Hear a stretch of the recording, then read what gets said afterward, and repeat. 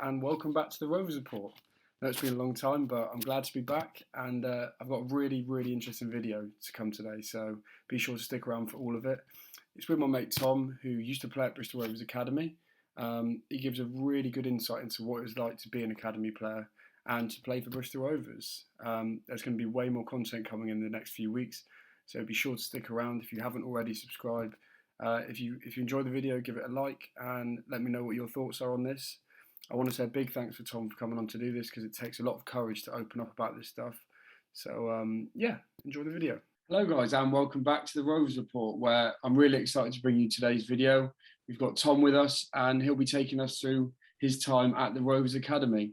So do you want to just give us a little bit of a brief introduction, Tom, about your time prior to joining the academy? Sure, mate. Yeah, and delighted to be back on the channel.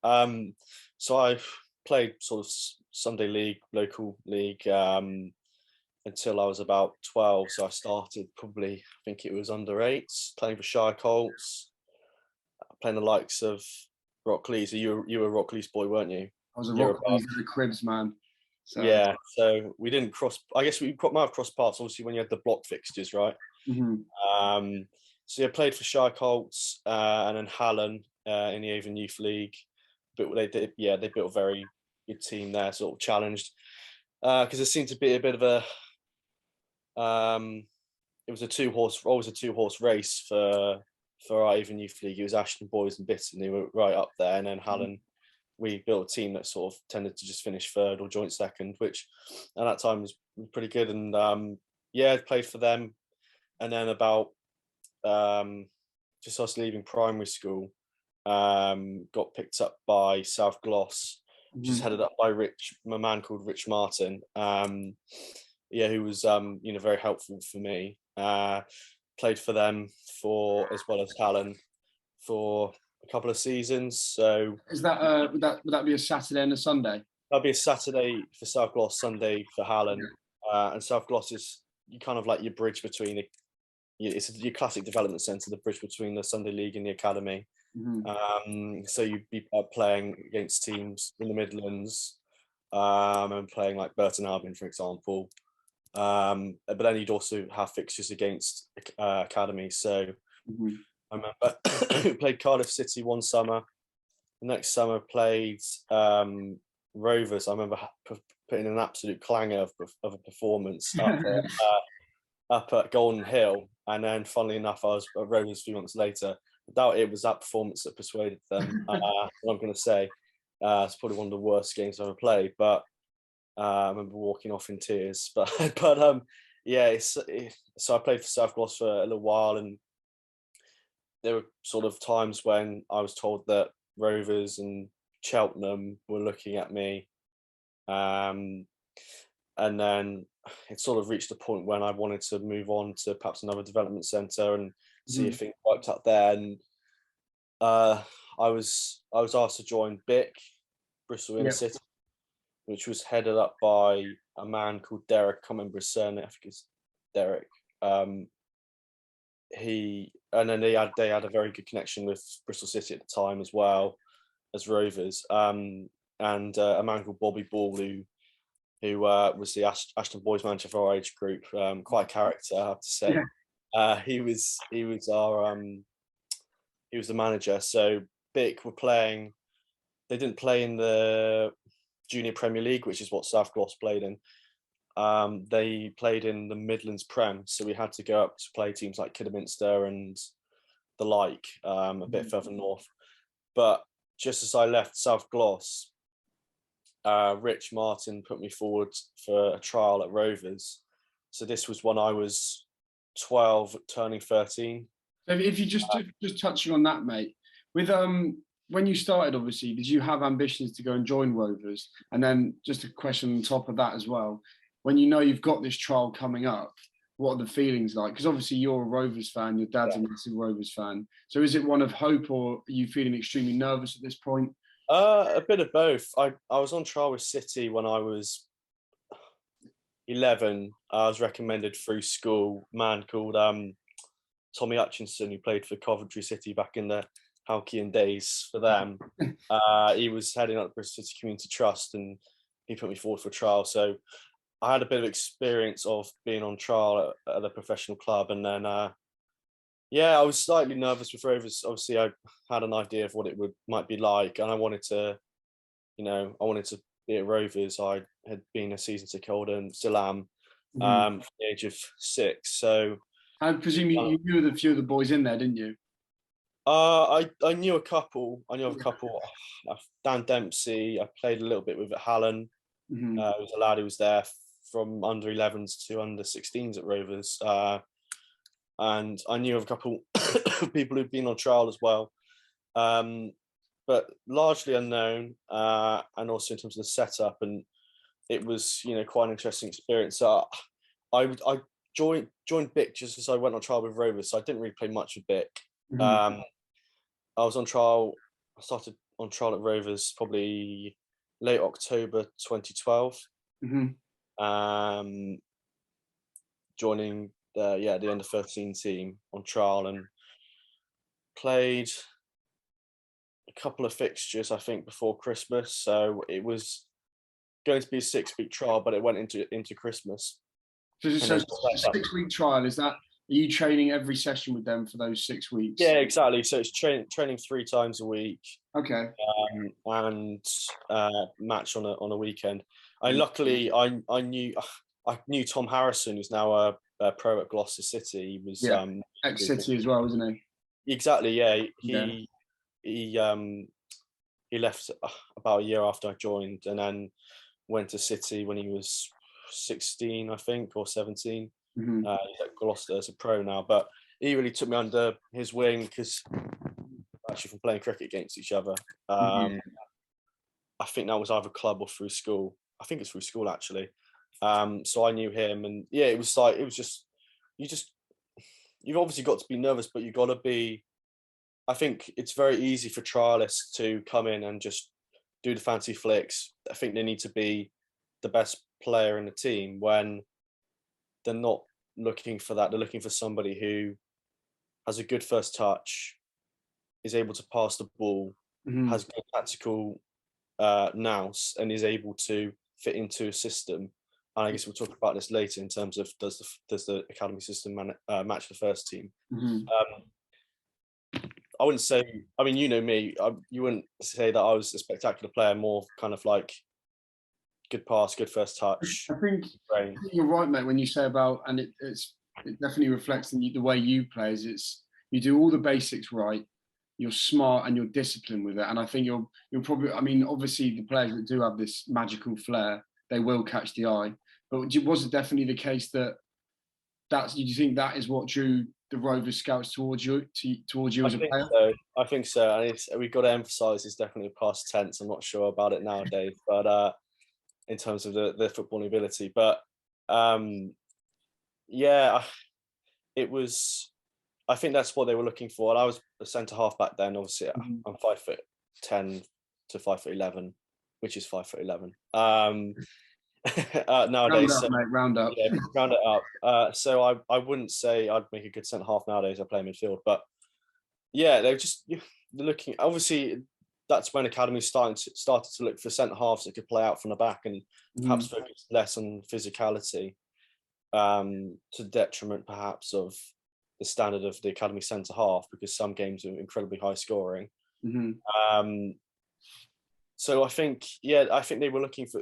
They do look for somebody that just knows that they can play in the team. At the end of the day, you can be a great individual footballer, but if you don't have any tactical nous and you're out of position the whole time, or you don't have a footballing brain and know when to pass the ball, what's the point of if there's no end product?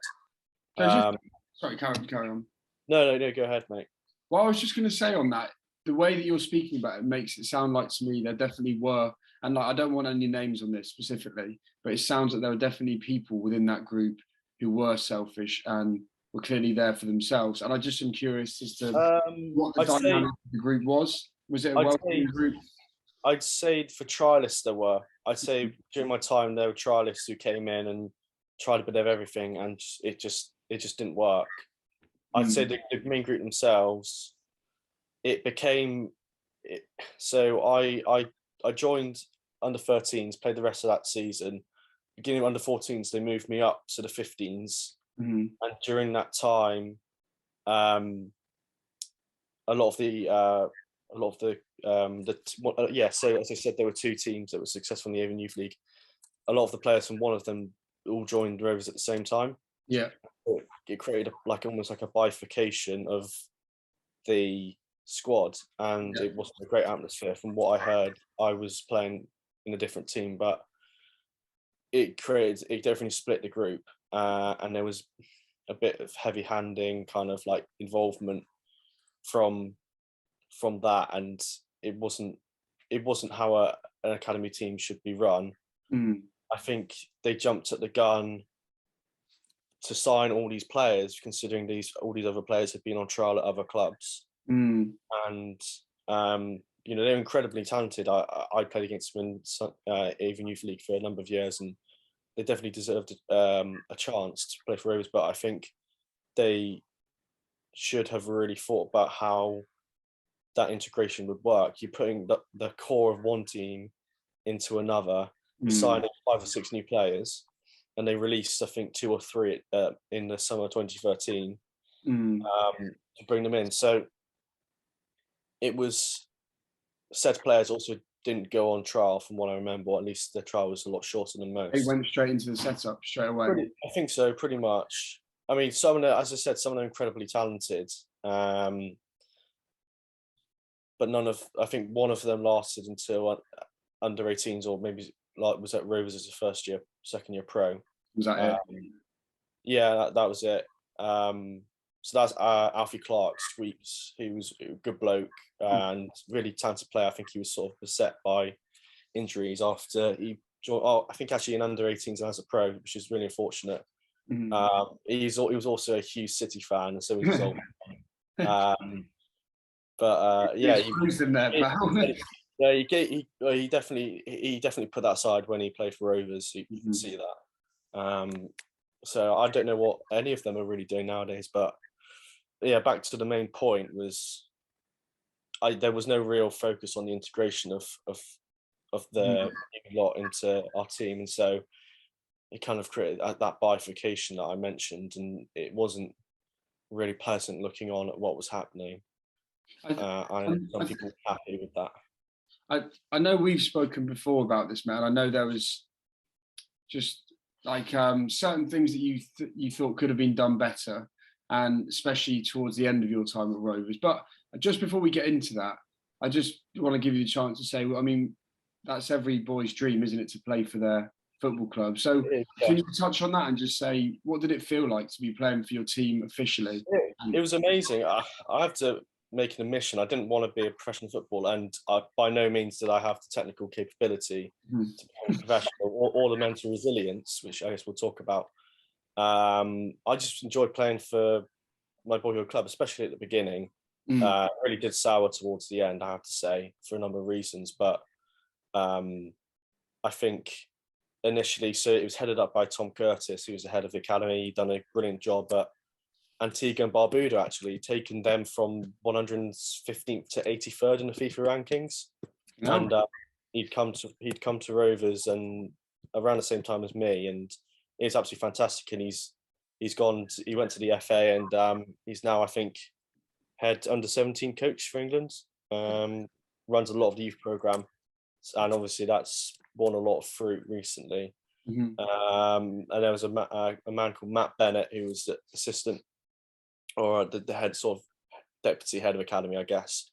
He went to Brighton and then came back to Rovers to run the community trust for a bit. I'm not sure what he's doing now, but they were both fantastic for me, both understanding, because obviously I was incredibly pleased with playing for Rovers, but it was training 3 nights a week, focusing on school. And easier as a kid. Yeah, exactly. And some people don't really focus on school that much if they want to be a professional footballer. And I think it's slightly illogical to not focus on it.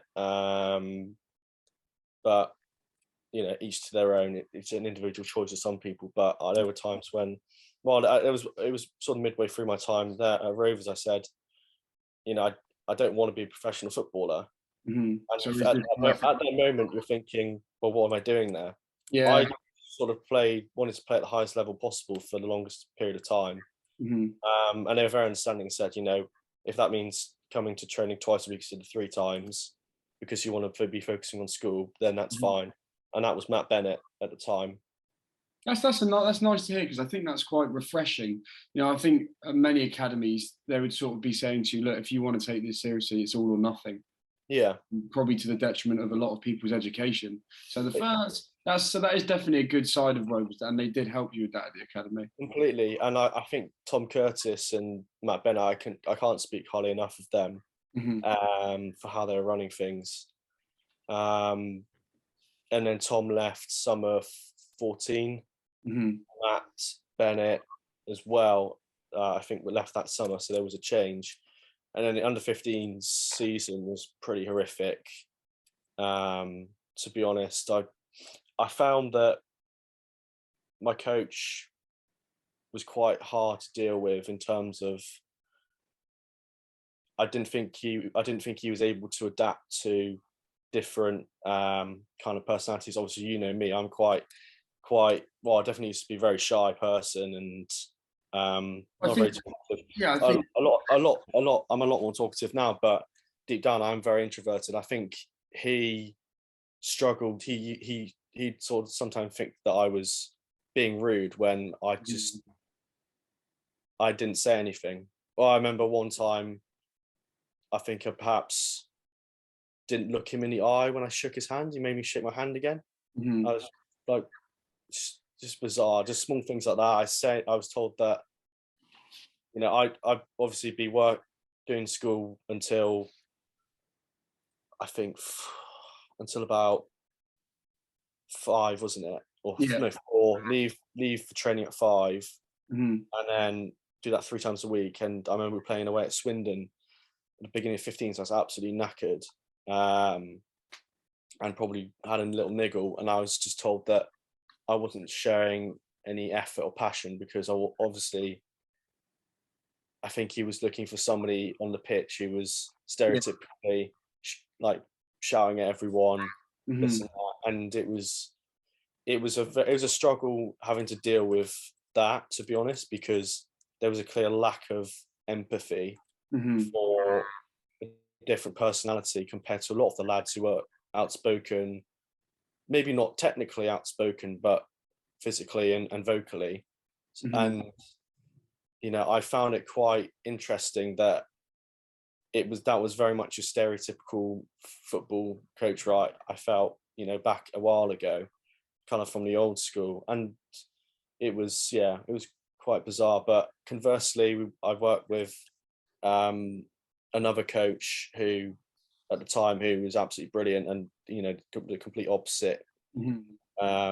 and you know, incredibly empathetic, and he's gone on to be incredibly successful in coaching, um, including abroad. So, you know, it was swings and roundabouts. There was a bit of a toxic undertone that was building, I think, amongst the players, like, you know, like sort of snide comments here and there. Mhm. And as I said, I wasn't mentally resilient enough at the time. I'm not going to be embittered because at the end of the day, I think it worked both ways in terms of leading to the release, which we'll speak about. Mhm. Um, I think it was a combination of factors for myself. I think, you know, as I said, I didn't want to be a professional footballer. I don't think I had the technical ability, Mhm. and there's nothing wrong in saying that. And you know, I wasn't mentally resilient. I remember one time I was selected for independent schools national squad to attend a training camp at St George's Park. You know, you're thinking, what? That's like the national training centre. You got the best Mhm. pitches in the country, probably one of the best footballing facilities in the world. I was just so nervous, I just didn't go. And Really? it's like it goes back to that mental resilience thing. Mhm. And reflecting on it now, it's kind of it's important that you sort of catch that and see, if you're a coach, for example, I feel like that's your job to help build that up. There's only obviously it works both ways. There's only so much you can say and nurture a young player, but I think understanding and empathizing with the fact that not everybody's the same, And I definitely felt like a bit of an outcast within Yeah. that team. Well, So that's something for me. I know I've had it. I've played in multiple teams, not at the same level as you, but certain teams have certain types of atmospheres and chemistries. I've had ones that I've really enjoyed, and I've certainly had ones where I felt a bit of an outcast as well. And I mean, do you think the pressure for, especially within an academy, do you think that really contributed to your mental health, or would you think it was more just the group that it was? It wasn't necessarily the pressure. I'd say it's a group. So Mm. 2 years above, ended up training a couple of years above. When I was playing for essentially academies, they train. So the 13s and 14s quite often train together, especially if numbers are low on a cold Wednesday night or whatever, and then 15s and 16s are on after them. Okay. Um, and then you also rotate, so you do a bit of classroom work. So we had a psychologist. Hmm. He was helpful for me, and he also was the coach who I got on with 15s. And then you also do physio work. So I can't remember Chris Cohn. That was the S&C coach at the time. A really lovely guy. I'm not sure whether he's still at the club, but he was a lovely guy.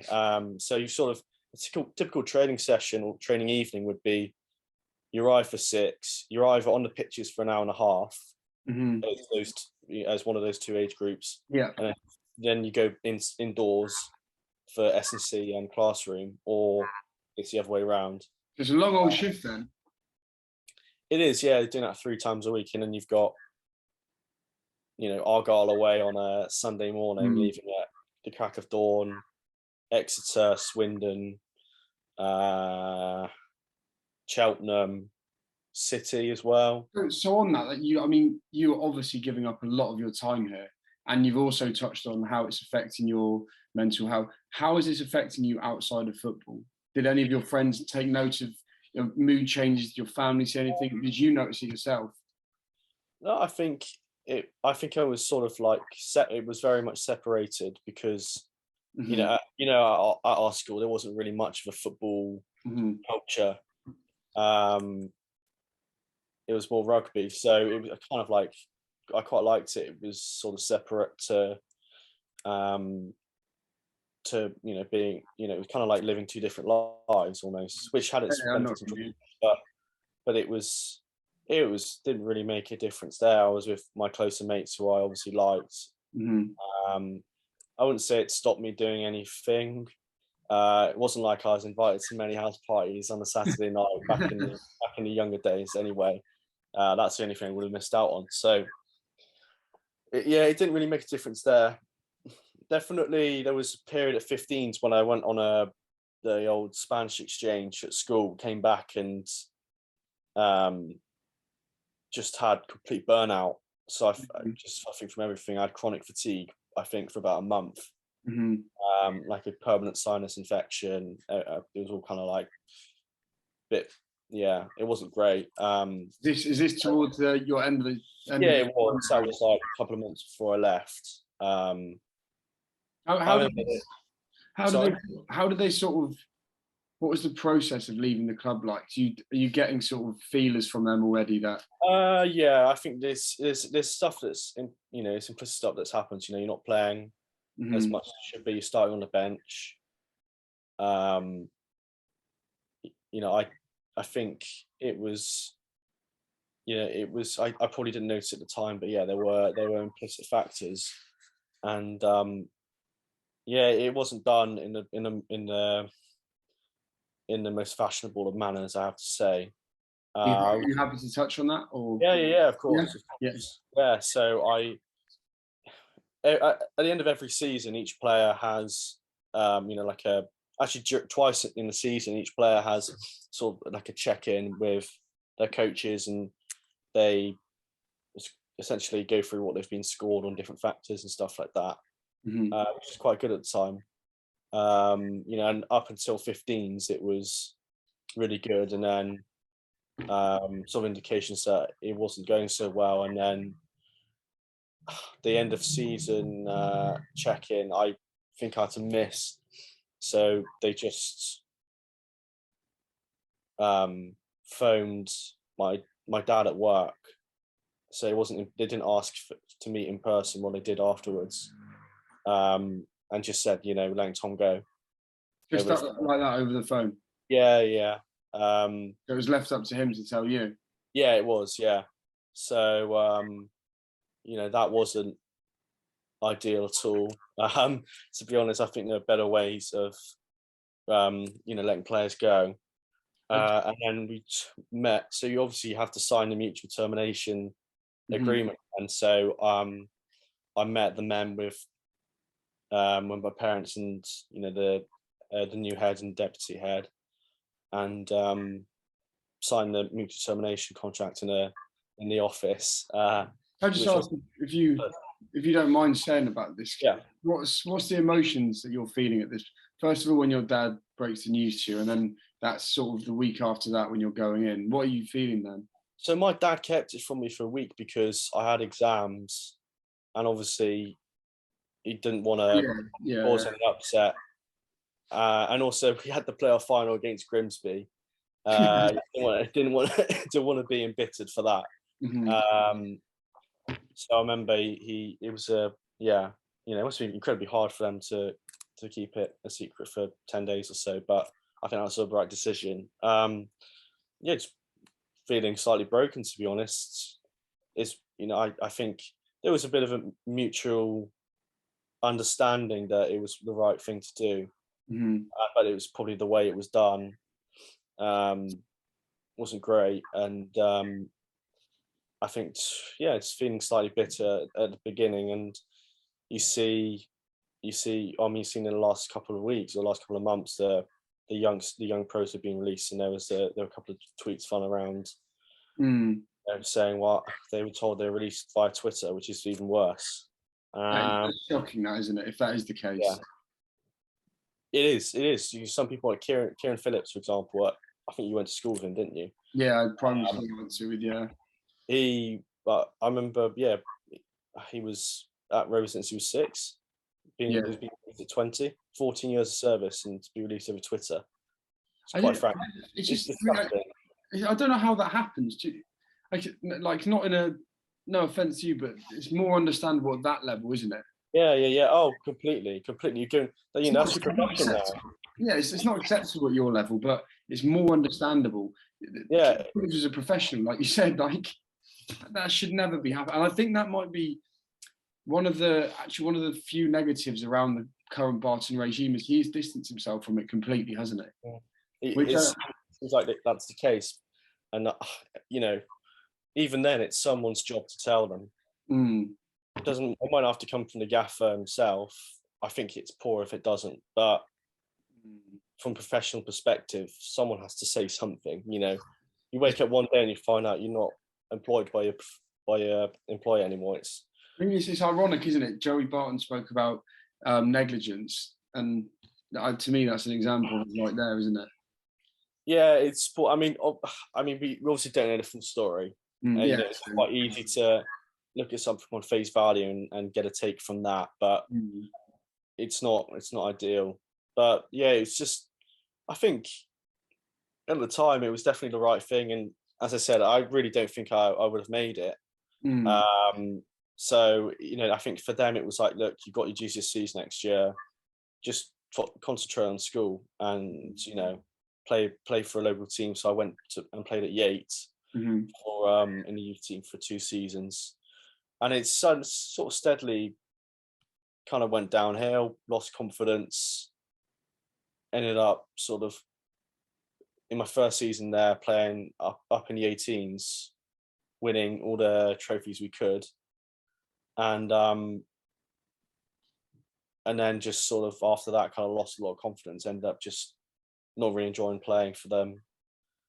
So I was going to say that, actually, mate. I was going to say, how long afterwards did that being released affect you and your relationship with football, and also your relationship with Rovers?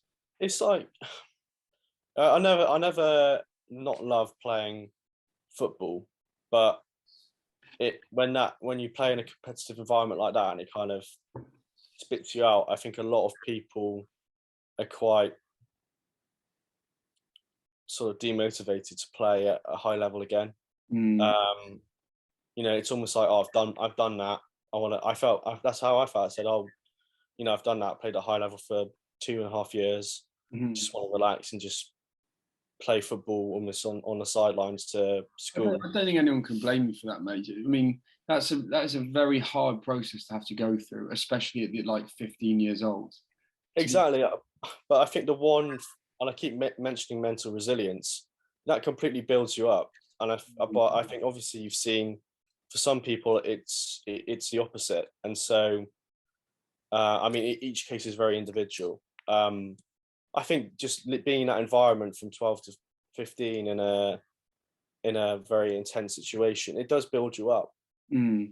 I think more so afterwards, because you're reflecting on it and Yeah, looking like, definitely. I think during it was a different story, but it's it's very much a case of I think you have to be incredibly mentally resilient in academy football. You need Mhm. to have thick skin. Your teammates are your competitors. They're the most direct competitors, in Yeah, fact, because you're all competing for the 2-3 places on, it's a very good point, on mate. as a first year pro, and so Especially at the age when you were when you come in, everyone sort of knows in the next 2 or 3 years, people are going to be looking, decisions are going to be made. exactly, and it's competitive with people on the side, parents on the sideline too. Everyone has an opinion I'm on sure. on the other kids, and so it creates this sort of cauldron that's full of toxic waste, I guess. But that's how it is. It's a hot pot. It's like a it's it's just, I don't think at that age you will find a more competitive environment than academy football. Yeah, Even academy rugby, stuff like that, it doesn't even come close. Doesn't even come well, close. it's the stakes that are on the line, isn't it, mate? Do you know what I Yeah, mean? If you know that potentially you could be earning significant amounts of money, and for many people that's going to completely change their life, the parents know that as well, and it would change their life if their kid makes it. So I think that's why it probably is the case that it's and these unfortunately. parents dedicated. We had people coming over from South Wales 2-3 times a week. That's an hour to an hour and a half driving Yeah. per trip. So if you're putting So all that into it, mate, you're going to want something out of it, aren't you? yeah, exactly. I mean, it's understandable why people are so competitive. Do I think the attitude of some of the lads was pretty horrific? Yeah, I do. Mm. Do I think do I think they were competitive to become pros? Yeah, some of them. I don't think I think it takes a very special character to be ultra competitive and also highly empathetic. And I Yeah. think the ones that actually make it, because that translates onto the football pitch. I Mm. think the most competitive, Alfie Kilgore, for example, I remember training with him, and he was the most understanding. A couple of players in his age group who were also very good players and didn't end up making it. But He really, was the one. you could noticeably he was nice to people around him, and Yeah, he was, and he was also very competitive, Mhm. and you could tell he had such good footballing brain. Mhm. Um, and look where he is now. I know last couple of seasons he's been injured, but he's very much in the first team picture.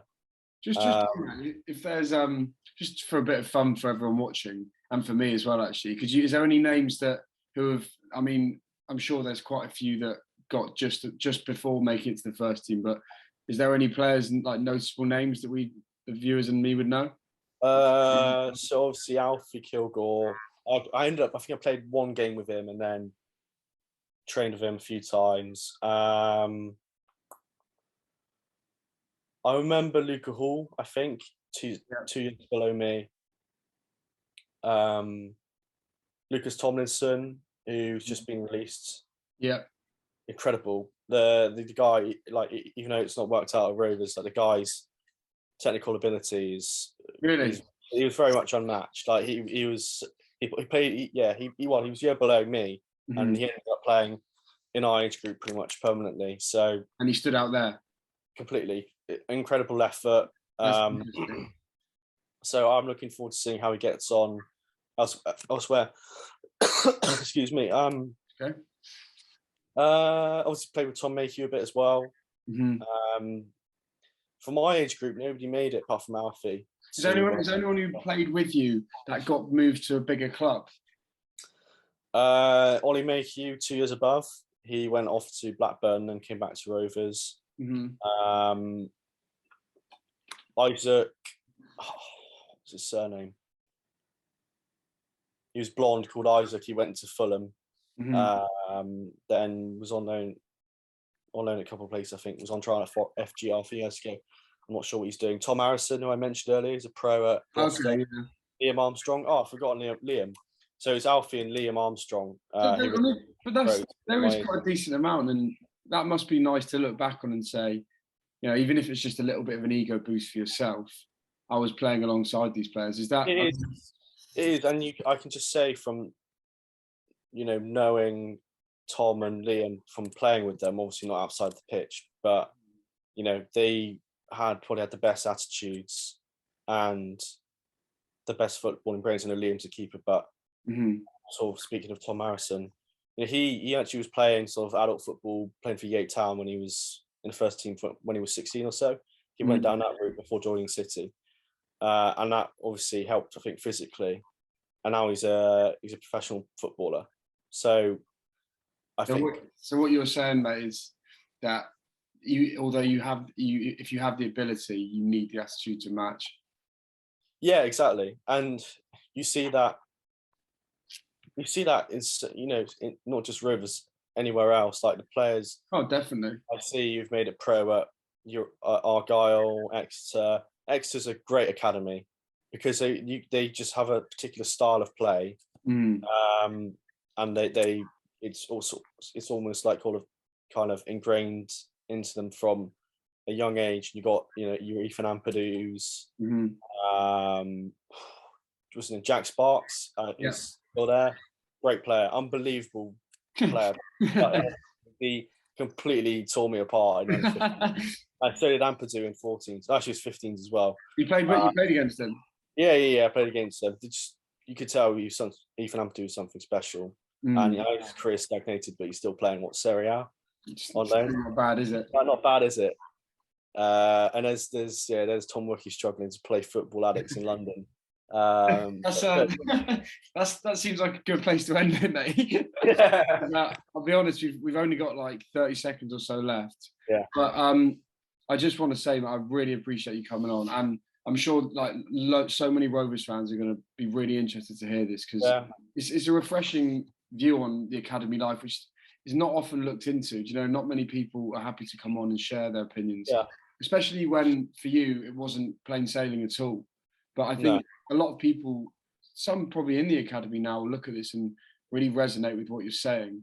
So honestly, mate, I really appreciate you coming on, and hopefully, because there's loads to discuss on this topic, there could definitely be a part 2 on this. You know, if we covered the actual technicalities of it. Yeah, I think definitely focusing more on the technical aspects. If people have questions or whatever, I'm sure they will. Like, what happens what happens in an S&C session or something like that. Yeah, you know, I think that would be a nice thing. I guess it was good to just get my experience, and then we can break it down. I think we should definitely have a part 2. So get your comments down below if you want to ask Wookey a question. And like I said, mate, thank you for coming on, and I'll speak to you soon. Cheers, fella. See you in a bit, mate.